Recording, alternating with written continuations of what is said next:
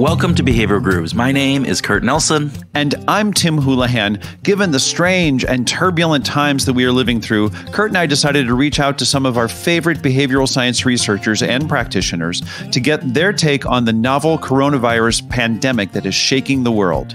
These special edition episodes will explore a variety of different aspects of the crisis and our response to each of those aspects through a behavioral lens. We know that you may feel overwhelmed by the crisis already. It seems every news story, every social media thread, every phone conversation that we have is focused on some aspect of the pandemic right now.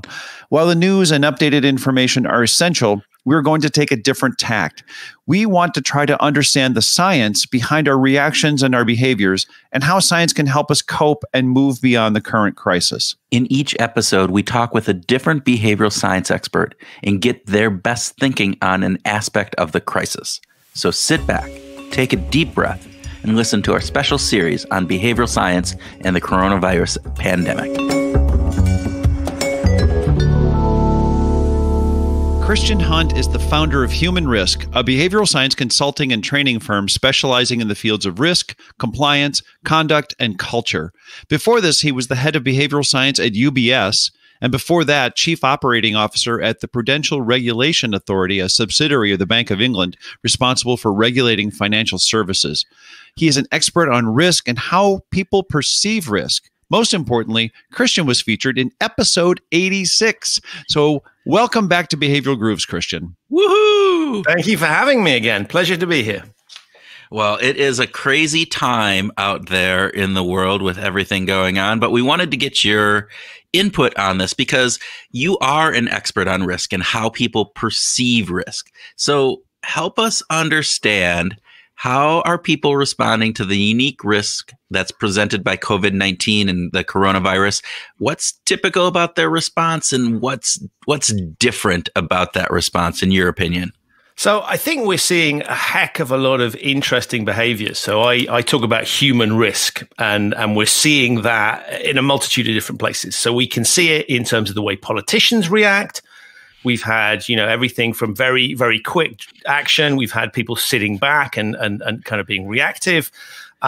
We've seen it in terms of individuals and how they've reacted to the situation. Some people ignoring it, other people doubling down and kind of panic buying of pieces. And I think, one of the things to remember here is that there will be a reason behind every single person's decision making. And sometimes, we'll look at it and say, why are they doing that dumb thing? Whereas actually there will be some heuristic or bias or past experience that's driving them towards doing that. So I think we've seen some fascinating responses at all levels of people. And part of the challenge here is that we don't quite know what we're facing. And so this is not a situation where many people will have experienced something like it. You might have something that you think is analogous, but of course it's just different. And so we're all drawing on different experiences and influences to help us try and resolve that. So it's very easy to criticize people. I think there are always good reasons why they do things. What role do you think the media is playing in this pandemic and, of course, people's perception of the risk because of the media? It's astonishing, isn't it? And I think when we talk about media, we've got social media as well. And what's interesting between the two things is there's always been historically there's been a barrier to entry to traditional media, right? You had to have loads of money, you needed a studio, there was a barrier to entry. And of course, with social media now, everybody is a commentator, everybody is an expert. And so I think when we look at those things, there's a host of influences, and people are being really got at and influenced by a range of different factors. And I think a lot of the stuff that's coming out is incredibly unhelpful. I mean, I have seen so many, bits of advice as to what you should do that when you think about it for 2 seconds is just clearly dumb. This gargle with salt water is my favorite one, where you sort of think, it comes through social media. If you gargle with salt, you're going to be okay. And you sort of think governments would be, if it were that simple, governments would have told us that and they would be curing this thing. And yet what we're seeing is people sharing these pieces. So I think there's a blurring of where information is coming from. People are inundated with it. You can't really escape it. And so I think there's just a challenge there around who you believe. And of course, there isn't perfect information out there anyway, right? It's nobody knows what the solution to this thing is. So everybody is operating on it. If you're a good actor, you're operating on best endeavors to communicate what you know at that point in time. And if you're a bad actor, you're just, you can take full advantage of this. And we've seen a combination of those things. So I think it's really difficult for people to kind of distill down who they should listen to. And of course, there's a general distrust in some places. UK, for example, there's distrust in the political class. Yeah. So there will be a presumption that they're up to something and that I possibly shouldn't listen. And so we see interesting responses that react to a host of different dynamics there. So I think it's really tough. Yeah, I see the same thing in the U.S. again, that political ideology gets in the way of people believing whichever other side. It's really interesting, though. You bring up the idea that, we're all so-called experts now. And we listen to people because of our past experience with them. Sometimes there's the messenger effect, right? Where we trust people, certain people, and we don't trust other people. What's really interesting in this that I've seen is that people that I have trusted, that I respect, sometimes come up with some of those strange gargling with salt water, ideas that you just go, wait, you're a very smart person. I understand you. My favorite was take a cotton swab and put it in virgin oil and then put it up your nose and have olive oil basically up in your nose to protect you from some things are just idiotic from that perspective. But the idea that we're all experts and that we all have this opinion on things lends itself into, again, to your point of, some people ignoring it and some people just going double down on this. Is there other aspects that you see from this besides their past history with this? Is there any personality components? I don't know if you're an expert in that, but I'm just wondering if people respond differently from that perspective. Yeah, look, I think one of the really interesting examples that we saw here, there's a guy called Jurgen Klopp, who is the manager of Liverpool Football Club. It's one of the very successful European teams. And he was interviewed, standard interview. This was when they were still playing sport. He was interviewed, asked about the coronavirus. And he went into a very interesting riff about why the hell are you asking me? Right? I am not a medical expert. I have my opinion is worth no more than yours. And he spoke in very, very clear terms, going, we should not be listening to people. My opinion is worthless in this matter because I don't know what I'm talking about. Now, he is German, so it stood out massively in the UK, but I thought it was a lovely example of somebody turning this thing around and going, why is it of relevance what I think? And we tend to take a lot of cues from messengers. They're good at one thing, so we'll assume they know about other things, or we're used to listening to them, or we respect them. And sometimes that can be incredibly powerful. Sports people can make a massive difference in terms of the tone that they set in things that are nothing to do with sport. But I think there is this tendency to sort of we are used to listening to people for certain things, so we'll listen. We trust them in one environment, so we'll trust them in another. And of course, we're also, it depends on how much you hear their voice. If we are constantly hearing people, and we get used to hearing to it, we'll probably pay more attention to what they're saying. Or equally, we might have decided someone's a complete idiot, and you see this particularly in the political divide, and we ignore them. Anything they say must be dumb. So fundamental attribution error is we make presumptions about every single thing they say, and we sort of stereotype them. So I think there's lots of interesting dynamics. But there's a really good book out, by the way, called Messengers, that looks at precisely this point and why do we listen to certain people, and it looks at the rationale for that piece that I'd recommend to people, particularly if you're trying to work out why the hell you are being influenced by people. And of course, let's not kid ourselves that we're not influenced. We all are. So I think it's a really good idea to start questioning, saying, why am I listening to that individual? And is there perhaps someone better I could listen to? We are going to just double down on the messengers because we loved the book and we got to talk to Steve Martin and Joe Marks and had a wonderful conversation with them. And we're going to absolutely promote the daylights out of that. So thank you for the plug on that, Christian. But in your opinion, are we overhyping the risk or are we not taking it seriously enough?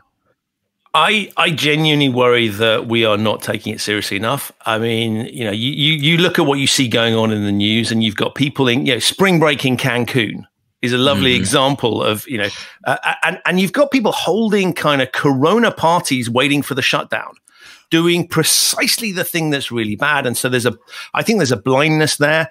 And look, this is an interesting one that requires all of us to do the right thing. And so you individually might not be, and you might not even know whether you're a carrier or not, but we need to act societally. And I think it's bringing out some interesting dynamics where there's a lot of selfishness on display. And we see that in the panic buying that's going on.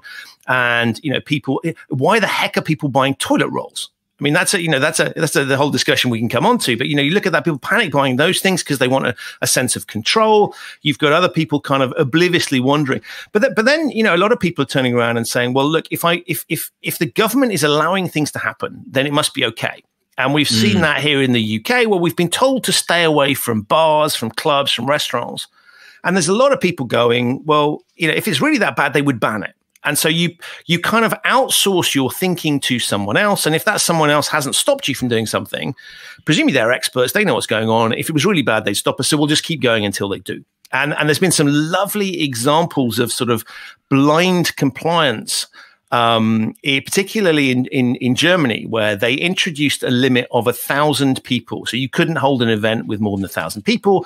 There was a concert hall that literally interpreted that in a very Germanic way, which was, we will let 999 visitors in, and we will then shut the door because then we will be compliant. Right. Now, that is not what the law is intending. Yeah, they interpreted that. And it's entirely predictable that they'd interpret it that way, because in that culture, you genuinely, it's really important that you do what you're told. And so they were sticking to the thing. But of course, the risk in terms of the virus doesn't suddenly change whether you've got 999 people in a room or 1,000 is really bad, 999 you're okay. And so what I think is interesting about that was it was an authority's attempt to codify an unknown risk. And that ended up with a really poor outcome. And yet I think that was entirely predictable. And as we look to the way that authorities and governments are trying to control behavior, you've got a heck of a lot of people, abdicating responsibility, pointing to someone else and letting someone else take that decision. So, I've seen businesses who have continued, there've even been ethics events, right, that have tried to continue throughout this period. When we've been told not to organize events, you're running an ethics event, you're still going ahead with it. Now, eventually these things get cancelled, but I think a lot of people don't know what to do themselves or don't want to have to think about it themselves. And they're avoiding taking a view because somebody else is, they can point to someone else and follow that lead. Yeah, well, we interviewed Deborah Small, professor at Wharton, and she talked about distorted risk perception, which is this idea that we, as humans, and I'm sure you know this, or I'm hoping maybe I'm misspeaking here from my memory, but she talked about distorted risk perception, that people are really not very good at understanding risks, and so they either overblow it or they really undervalue it. And I think in this case, it is one of those things that people fall. There's a lot of people that fall in the middle, right? And we're probably doing exactly the right thing. But if you look at this as a standard bell curve, there's a lot more people on either of those ends than I had anticipated there would be. I mean, I just, in my own social media threads, I'm running into people who are just, this is a hoax, dismissing this, all of this, to people who are going full prepper mode and they are hunkering down and living in their bunker basically without going outside or doing anything. So I don't know if there's factors that play into that, why people fall on either end. If you have any idea of that, would love to hear it. Yeah, look, I think it's the risk perception point is critical. And so if you go back to 9/11, for example, post 9/11, you had a heck of a lot of people who went, flying is dangerous, so I am going to drive. And so there were a lot more road accidents because people were driving. And driving feels safer because you're in control of the vehicle, but actually is a heck of a lot more dangerous. And you might argue post 9/11, the risk that you're worried about, they have clamped down on, right? So it is probably one of the safest times to fly because they're on full alert for this issue. And so there's a total misjudgment of risk based on a perception of it. And of course, in this particular case, it's invisible. It's moving around. It was something that we were told, it's sort of something that was particularly, I think, in Europe and the US and something was happening elsewhere, wasn't a particular risk. And if we look at something like SARS, which was the previous version of one of these viruses, they contained it, didn't really impact any of us anywhere else. So when we're looking for visual cues, there's a lot of people carrying this virus that don't know they're carrying it. And so, and then we've got the stats that we're told that young people are, have been given the impression that they are immune, and that may be the case, but of course they can carry it and transmit it to older people. So I think there's a hell of a lot of reasons why we're probably not very good at assessing it, because the information that we have doesn't tally with our normal way of telling. I can normally tell when I'm ill, when I've got something, when there's a problem, and I've been fed all these different pieces of information. So what's going into the human algorithm is probably mixed messages. The way the human algorithm then processes it using past experiences and our perception of the people that have told us is going to produce some weird outcomes. So I think this is a really good example where we cannot expect people on their own to necessarily think about it intelligently. And we've seen examples of people that tested positive. You know, there's one guy who refused to go into quarantine, and they've now got police cars stationed outside his property to stop him wandering around. I mean, that is absurd by any level of the imagination, but you can kind of see then there's always going to be the odd strange person doing interesting things. But I think we're just not equipped to deal with this particular kind of risk. So we're bad at it anyway, but I think the dynamics here make it even worse. Yeah, the unknown factor, the element of this that we are ignorant of a lot of the things that we would typically know. We don't know how long the gestation period. You know, we're asymptomatic for up to 14 days. Some people show signs, some people don't. All of this is being learned. We're getting more and more information, but at this point, we're still really pretty dark on a lot of the aspects of this, particularly non-experts in the field. So how do we go about getting a better assessment of the risk? What are some of the things that we as people in general, you know, who are not experts in epidemiology or any of the, you know, the science behind this, what should we do to better assess the risk? So look, my start point is critical thinking. I think is absolutely important, and we have seen a lack of that in many situations in recent years where people have kind of switched off and they've paid attention to, you know, Doris on social media gets given the same kind of credibility as a scientific expert. And so we've got to be very careful around that. And I think, you know, the way that information gets fed to us nowadays isn't through channels where we can necessarily always have faith. So first piece is always to be critical, cynical, and challenging. And I think the second thing is, look, we are all going to have to run a form of risk in this piece, which is a presumption that the authorities must know what they are doing. And I think even the most extreme politicians are not going to want to have a situation where there are millions of people or even hundreds of thousands of people, you know, who are suffering badly as a result. So they're going to want to try to do the right thing. They might come at it late. So I think we have to kind of rely on official authorities. We have to rely on experts, and we have to pay attention. And one of the things I think is fascinating about this particular scenario is a lot of the stuff that they're asking us to do is really simple, right? Wash your hands more frequently, avoid hanging out with people, don't touch your face, and all those sorts of things. And I think when we look at that bit and say to ourselves, that's relatively easy to do. So we should just do that. It's not particular. It's not fun to not be able to go out, but it's not particularly difficult. So I would look at things and say, even if you think this is overblown, why not do those really simple things? Because better safe than sorry, and we can follow those particular pieces. But if it starts to get more interesting with some of the things they're asking us to do, maybe we should be thinking a bit more critically about it. But I would just say to people, pause and think. And I had literally, and she's going to hate me for mentioning this, but my mum sent me something this morning and said, I've just been forwarded this. It's useful medical advice. And I just fact checked it. It was literally a long WhatsApp message. I just fact checked it. I went, right, let's have a look. It mentions names. It mentions things you should do. A little bit of Googling, and you get to a website that says, watch out, here's some nonsense that's circulating on social media. So I went back to my mum and I said, you should, be a bit more critical of stuff that comes through. And she turned around to me and she goes, I hate the way all this fake, why is all this fake news percolating and spreading? And I kind of went, well, look at what you've just done, right? You've just unthinkingly transmitted it. So I think there's a really interesting piece around the viral, which is sort of neatly fits thematically, which is we are not only are we capable of spreading the actual virus, but we're capable of spreading a kind of, fake news virus around as we just share these things and share information, and it gets lost in translation a little bit. So I think we're all responsible to a certain extent of saying, let's filter what we receive, and let's filter what we're sharing. And I've had to stop myself tweeting a few things where there was some ridiculous thing about some drunk elephants. So somebody said, while humans are isolating, here are some elephants that have broken into somewhere and got drunk, right? And there were a picture of elephants kind of falling asleep in amongst some tea things. A beautiful picture, really fun. And I was like, I'm just going to check that. And I went and Googled it. Turns out it's from years back. It's nothing to do with the current, entertaining picture, but nothing to do with the current situation. Silly example, but I was just literally on the cusp of sharing. And I think one of the things that we're going to really need to watch is that as we are isolating, we're going to be using technology much more, and we're going to be sharing things through social media, through text and whatever. And so our ability to filter that stuff gets much more challenged, because I talk to you guys, I trust you guys. If it comes in from you, my guard is down. And that's the other thing. I think we can all do something. We can protect ourselves from the actual virus, but we can protect ourselves from the kind of fake news, unhelpful information virus as well. You've mentioned a couple of things here: authority and messenger a lot here, Christian, when it comes to avoiding these fake issues, right? The fake news parts of it. But here's my question. How much are those two things, the authority and the messenger, where I'm getting the message from, how much are they impacting my perception of risk? Oh, hugely, right?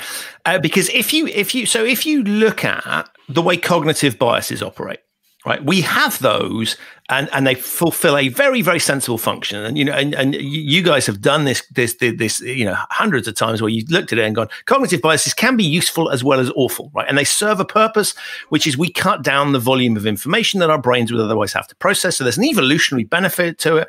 And we can all think of examples where cognitive biases and heuristics work fabulously well. And I think, one of the sort of heuristics that we have historically used is we sort of look at and say, well, we need to get our advice from somewhere. So we will use certain criteria to make a judgment call about where that comes from. And of course, now some of the other parts of those heuristics are breaking down in terms of where information flows and how it comes to us. And so the things that we might have used for face-to-face engagement, we would go to a town hall and listen to the mayor or the authority figures talk to us in days ago, or you go to the leaders of the tribe would talk. And of course, those leaders of the tribe had wisdom because they were voted in as leaders and so on. And of course, now that's all being destroyed because everything comes through the same screen. So we're cutting out some of those sort of filters that we might ordinarily have had. And I think there's something interesting as well around some of the dynamics that are playing out, which is experience in the 21st century doesn't necessarily equip you to be able to think about all the issues. So if I look at some of the organizations have this where they say, senior people know best. And that's correct in a world that isn't changing, right? If nothing has changed, having been around for a longer period of time gives you a greater level of expertise. In the same way that it would have done centuries ago, where if you had outrun the animals on the savannah, you clearly knew something about survival in that environment and you were worth listening to. I think in the 21st century, take a CEO who's been in their company for 30 years. What do they know about social media, about reputational risk, about ethical issues in the 21st century? Possibly less in some instances than the graduate that's just joined the company who will have a different perspective.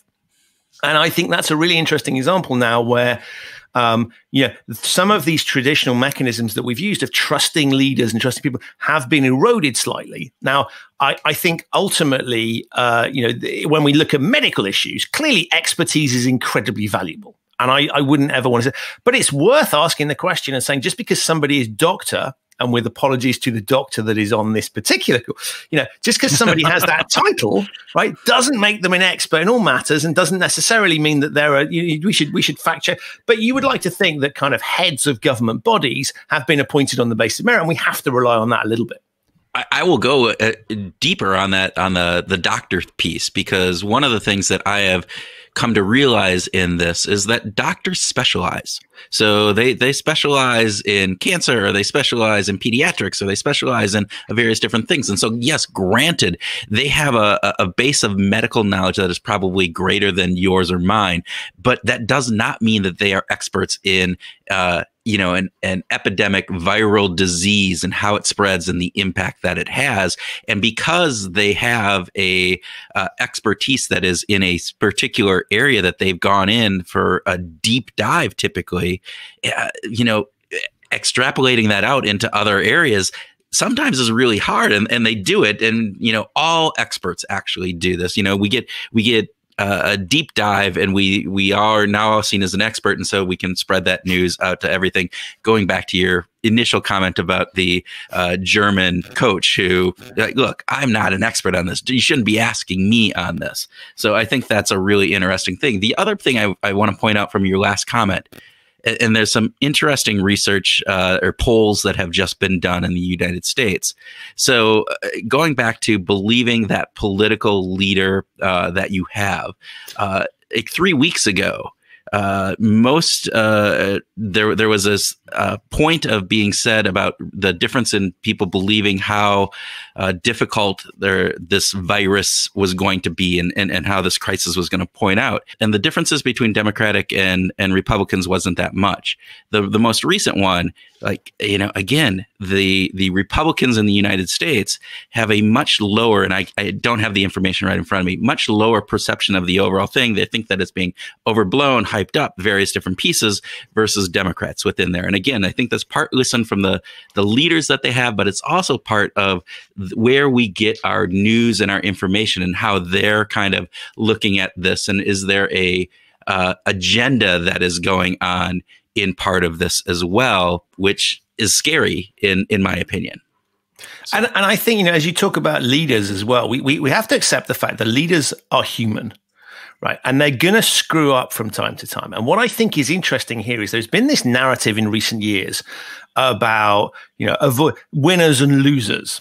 With a particular emphasis on losers and idiots and all those kinds of things. And I think we have to recognize these people are fallible and they'll make mistakes. And I think one of the challenges of the tribalized world is you will ignore good stuff coming out of someone's mouth if you don't like them or you don't trust them. If they make a mistake, that's a sign of weakness. And actually, I think we all screw up. We know this. And so we should also accept if they are courageous enough to turn around and go, we got that wrong. We shouldn't hammer them. We should go, well, thank you for changing your mind, because it's really, really easy just to plow down a continual path and say, just sort of throw kind of proverbial good money after bad. And I think there is something interesting going on at the moment where politicians are having to pivot a little bit and move away from a world where when they're looking for election, they promise certainty. We will do this. We will. And actually, this incident in particular is demonstrating the world is uncertain. Stuff doesn't move quite the way you want it to do. People don't behave the way you want them to do. And, the information flow isn't necessarily the way we'd want it to be. And so I think there's something interesting here where we as a population probably have to recognize that fallibility in leaders, providing those leaders are willing to admit it themselves, I think is not a bad thing. I think it's a really powerful thing, because I don't want people that just go, this is what we're going to do, and I will blindly continue and ignore all the facts at my disposal. And when the facts change, I don't change my, my course of direction. So there's something interesting in the way that they have set themselves up, but also how we interpret what they're up to. Christian, how do you think this pandemic will change the future of work? That's such a great question, because part of me goes, there's plenty of evidence that we return back to the way things used to be when things go wrong. So if I look at the financial crisis, something I know a reasonable amount about, to be honest, after the crisis, banks went back to doing many of the things that they were doing before, and we still haven't resolved that particular issue. So there's an example of something where you would think a big shock would deliver stuff. What I'm hoping in this case is I think this is throwing some really interesting dynamics around there. So if we look at, for example, working from home, there's a lot of companies that have been resistant to it. I think it's now been forced on people. So we will develop new ways of working. And I'd like to think that we won't necessarily go back. And I think that could be really possible. We could get rid of dumb meetings, silly gatherings, stupid kind of processes and structures that this will test out, and this will stress test that particular piece. So I think that could be really interesting and fun. And hopefully we can challenge some of that orthodoxy. I think it'll also teach us a lot more about values in society, because what we're starting to really see is ethics and those sorts of questions are coming to the fore, because people are calling out businesses that are doing bad things. People that are the people that are buying and stockpiling hand sanitizer. Right, they are being called out as people trying to profiteer out of the situation. So they're being called evil and bad. And you can see some companies doing some really good things, and you can see neighborhoods coming together and doing positive. So I think there's a potential that we start to reevaluate what's important. And I think what's really interesting is when you look at critical workers. As this thing bites more, who is going to be really important? It's actually the lower paid people. It's it's the nurses, it's the Uber drivers, the Uber Eats deliverers, the people driving the trucks that are bringing so these people that are relatively lowly paid in society, and in many cases don't have any cushions, are the people we're really depending on now. And I think there's a really interesting kind of political argument that sort of said we've moved in one direction of free market. And I think there may be rebalancing, and things like universal basic income may actually start to play a very different role. So I think there's a political realignment potentially coming. And I also think about the environment. I think this is fascinating. If you look at the emissions coming out of Italy, the way we think about sustainability of the species and the planet is also changing. I think that'll deliver changes in the way businesses do their stuff as well. So a whole load of things. We could end up with very little changing, but I have a funny feeling it feels really different to me. Yeah, it feels different to me as well. But then I always fall back to, as you mentioned before, we've gone through other big shocks and various different things. And we tend to fall back into our old habits, our old ways of thinking about how we do things. But I'm hopeful. I'm hopeful that there's a good that comes out of this. I hope that that good is that we can change the way that we work, that more people can work from home and telecommute, and that we do appreciate those people who are at the core of what is really realizing, wow, those manufacturing people that are making those N95 masks, they're pretty damn important. All right. I mean, they're doing all these wonderful things. And so I think there's that. You bring up UBI, which Tim is probably going to, laugh at here because it's been my bandwagon for a couple of years now. And, in the United States, it's been really interesting because it went from this really sideline thing. It got put into the headlines through, one of the politicians here, Andrew Yang, who started to talk about it in Democratic primaries. He dropped out, but now they're actually bringing it in as this, hey, we have to do a UBI while this crisis is going on because all of these people are out of work. We are losing everybody that's in the restaurant and business, airline businesses, et cetera. All these people who are going to be out of work. And as you said, don't have 2-3 weeks of savings that they can even survive for that long on. So with that, there's proposals that are going in at this time. When this gets published, it may already be in place, so they might have, squashed it. We don't know. But I think there's some really good insights there saying, let's hope that this changes. Let's hope that it changes people's thinking around a number of aspects. And hopefully there's some good that comes out of this in the end. But what's interesting about that piece is if you look at many of the drivers of human behavior, it's financially driven. Right. So look at it. Why are people not quarantined? There will be people out there who know they are carrying the virus, who are still going to work because they have no financial choice.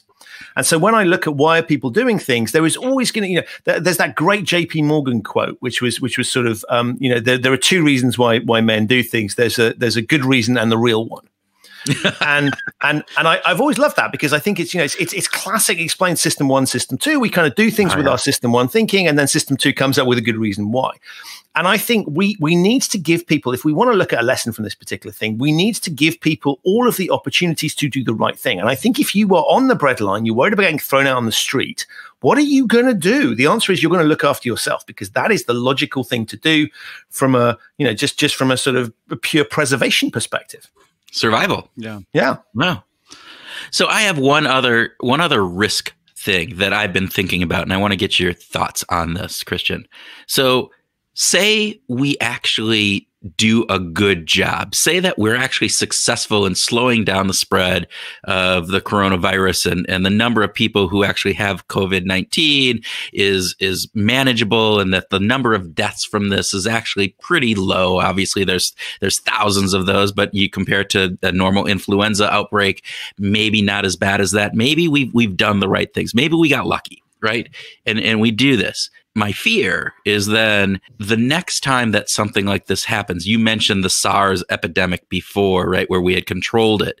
And so people are looking back at that. So the next one of these, which they come around probably every 5 years or so, is when we look at kind of these viral outbreaks, as far as I can tell, that people are going to go, oh yeah, remember that last one? We overhyped it and we did all of these things, and look at the economic downturn that had to our wallets. As you said, we're financially driven, and yet we didn't have that many deaths. So we are not going to respond that way moving forward. And I fear that. Is there anything from your perspective that would say if we do this good, that might be an outcome in the future, or anything else on that? It's a huge look. There are lots of examples where taking big steps to prevent something actually has the intended outcome, but people don't see that, right? Yeah. So they assume that it's been overkill. And you can see this a little bit in terms of the way people are responding. So one, we've not experienced this thing before, so people are going, well, they're exaggerating because we've never seen it before, so it can't possibly, the realms of our understanding is that this doesn't happen.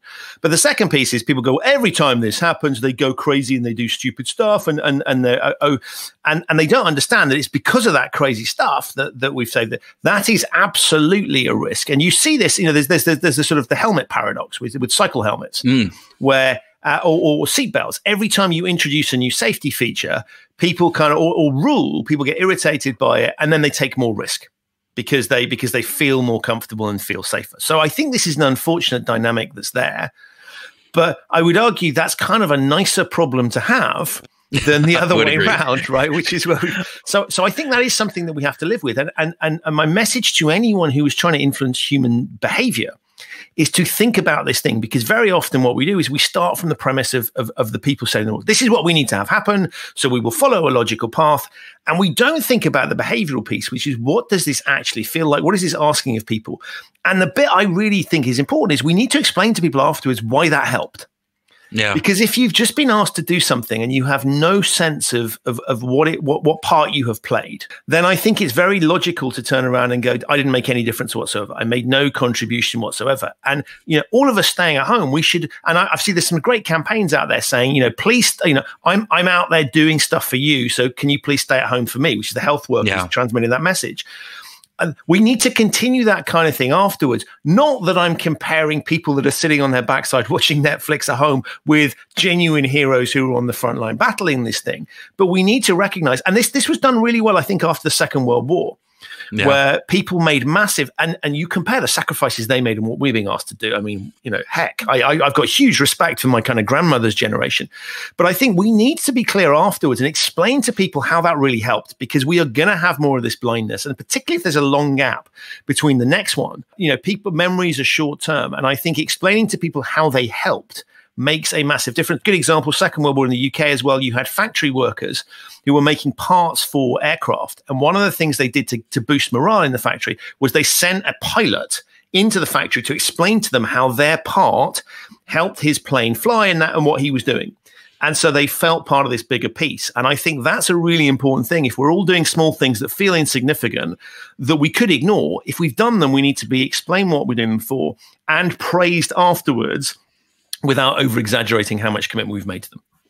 All right. So I have one last question. And Tim, if you have another question, that's fine too. But my last question, you brought it up earlier, is why are people going out and buying toilet paper? Why is toilet paper the de facto thing that I need in bulk for 2 years to bring home to my house to protect me from this virus? I mean, on the face of it, it's dumb, right? Because food would arguably be more important. Inputs more important than managing the outputs, right? Let's start with that.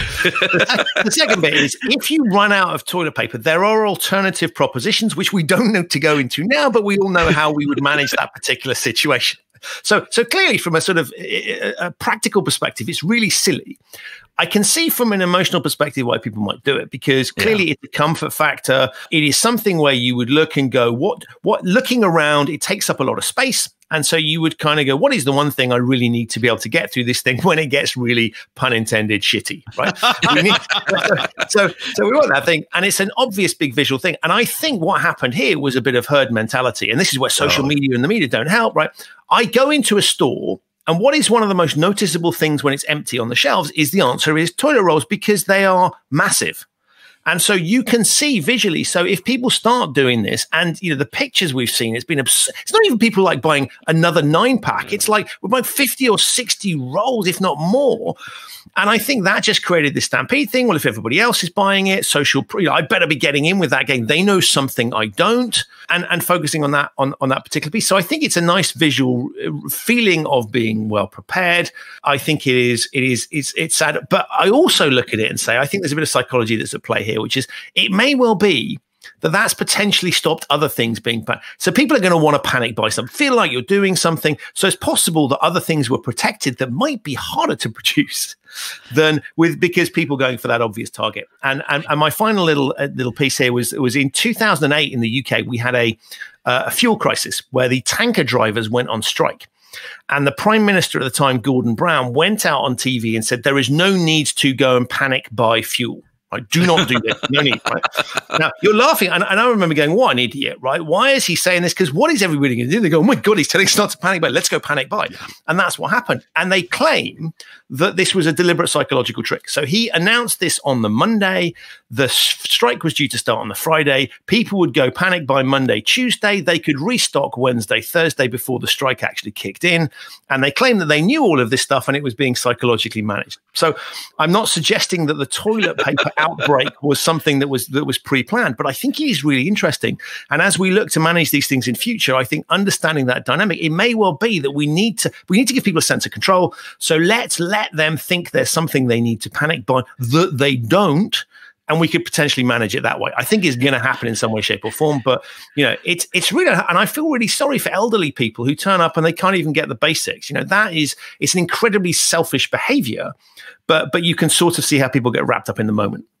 No, you bring up a really interesting fact, that the fact that people are going out and hoarding and buying up toilet paper and not doing it with maybe something other that is essential might have actually helped out in the long run for some of those people and some of the things that we actually need if this does go much longer and much worse than we think. And it might be a huge detriment to some of those people who really need it and weren't able to get it. I bought the last package of rice off of the shelf at my supermarket a couple days ago. Somebody else was coming in looking for rice.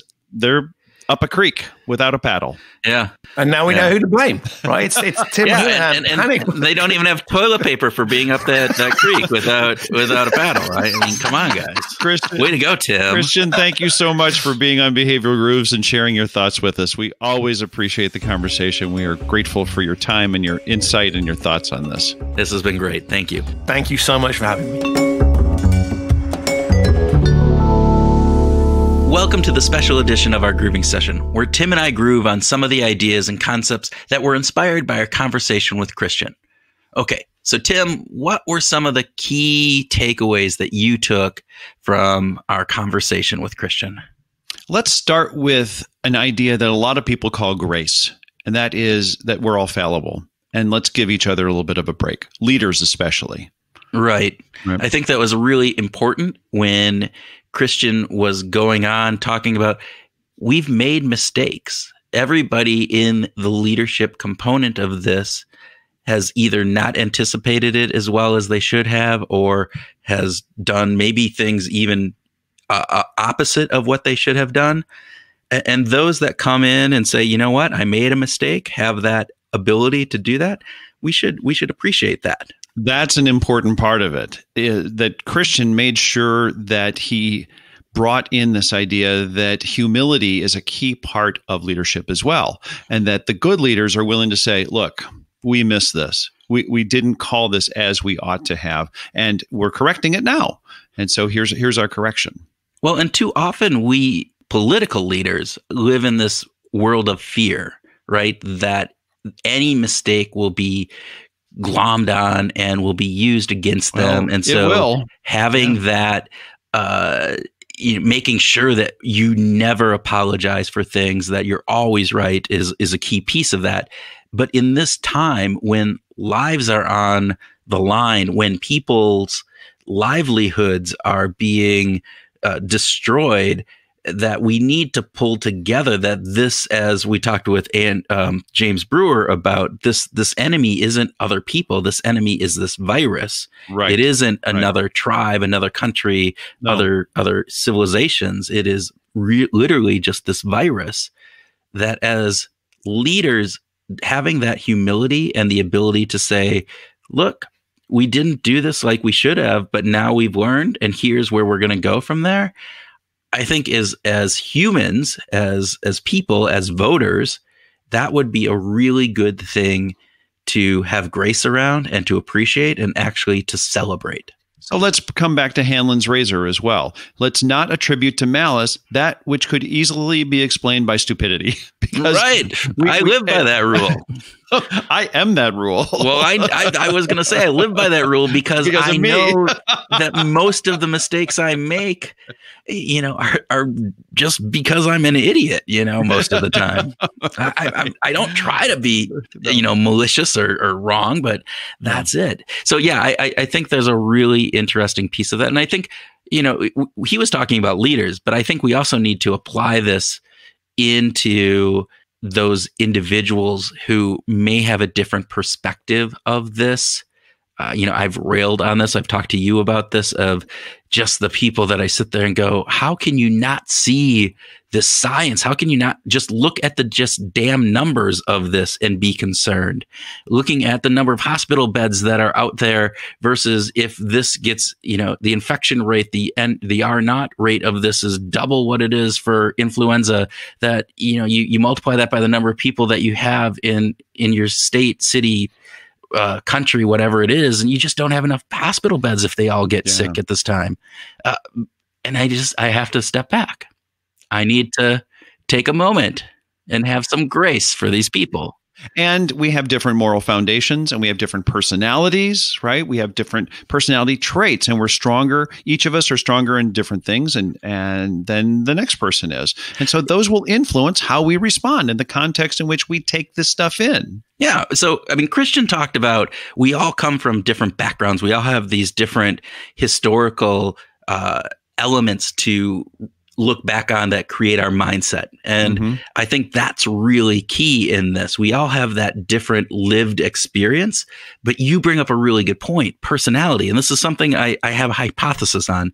Oh, let's hear it. I've done some research with the Big Five. That was actually my dissertation, used the Big Five personality as part of that. So I have some familiarity, but I wouldn't consider myself an expert on this. But I do have a hypothesis that, the way that people are reacting is related to how they score on these personality characteristics. So specifically, the Big Five, the ocean, right? So right, okay. Openness, which is basically openness to experience, conscientiousness, extroversion, agreeableness, and neuroticism. The acronym OCEAN is that.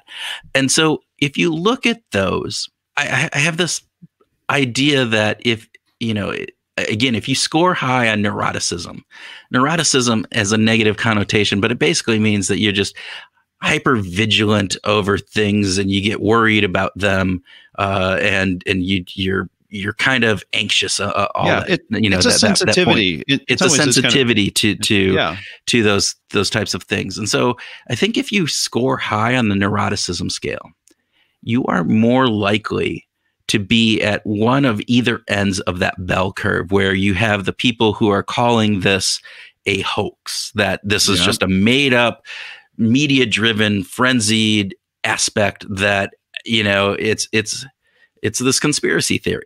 And you're more likely to be on that, or you're more likely to be on the entire opposite side, which is full prepper mode. Right. And the world is going to die. And I'm going to go down to my bunker with my 300 cases of toilet paper. And, I will survive. And my ass will be clean for a long time.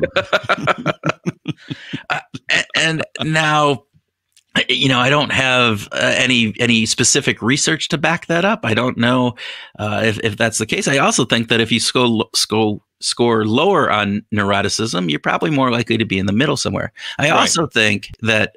Yeah. What about the others? We got. I don't know anything. My hypothesis again is agreeableness. Oh, okay. Yeah, openness, I don't know, right? But agreeableness and conscientiousness, I think there's some probably correlational aspects into how people are behaving. So I think that those people that score high on agreeableness and score high on conscientiousness will probably be more likely to follow all of the guidelines and policies and rules. And here's my thinking on this is agreeableness. And actually, I'm going to take a step back.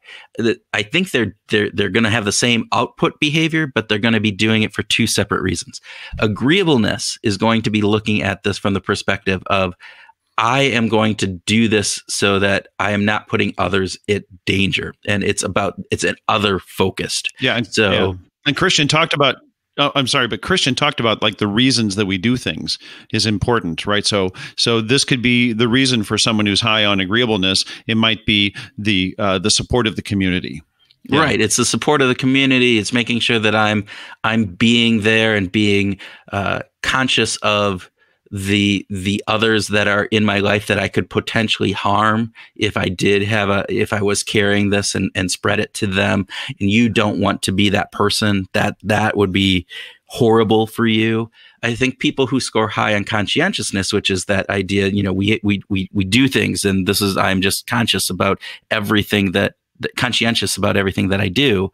So I think that is they're doing it because these are the guidelines. This is the type of person I am. We follow these rules. This is how it works. So both of them are going to be more compliant to those guidelines and policies than, say, people who score lower on those, but they're doing it for different reasons. Now, pure conjecture on my part. It's an educated guess, but it is, and it's a relatively simplistic approach that totally lines up with it. And if we've got experts out there, please contact us and educate us, because we're always learning new things. I am not the expert in the big five. But would love to know if I'm right, or if I'm partially right, or if I'm totally wrong. Because I will take that and run with it. Only contact us if you're going to support, if you're going to give confirmation to Kurt's ideas. No, I want to know. I could be wrong. I would love to know if I'm wrong. That would be a good thing. That would be good. Expand my knowledge. That's what this program is about, Tim. It's about learning and exploring and getting past our preconceived ideas. Amen, and brother. The little hypothesis that we make. That's right. All okay. right. What else struck you? What else was? You're kind of on a rant here. You should just keep going. Am I? Do I sound like I'm ranting? I apologize, folks.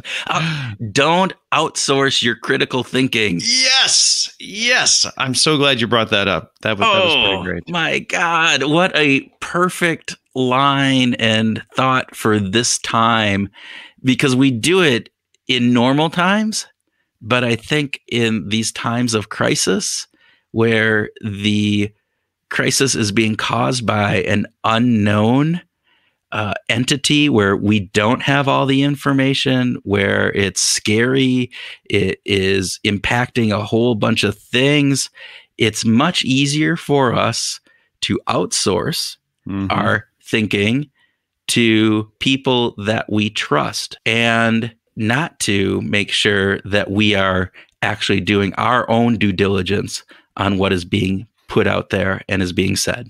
Yeah, our 40,000-year-old brains are much more comfortable with the very simplistic, the black and white, with, the obvious answer to this is X. Or I don't know what that is. So, I heard someone else say that in my tribe, and so I'm going to go with that. And by outsourcing that, by circumventing our own system to thinking, our own critical thinking, we really aren't doing justice to the issues, because our world today is significantly more complex than what our brain is easily established to do. So it takes a little work. It takes some effort, but it is so worth it for us, especially in these situations, to take a little extra time, be critical of the source. Think about John Fuse talked about this. If you see something that pops up that, it's really not quite sure about that, check out the source. Look at the messenger, right? Yes. Look at the quality of the messenger. Props to Steve and Joe on their wonderful book on messengers. But doggone it, take time to just stop and just interrupt yourself and engage your critical thinking skills.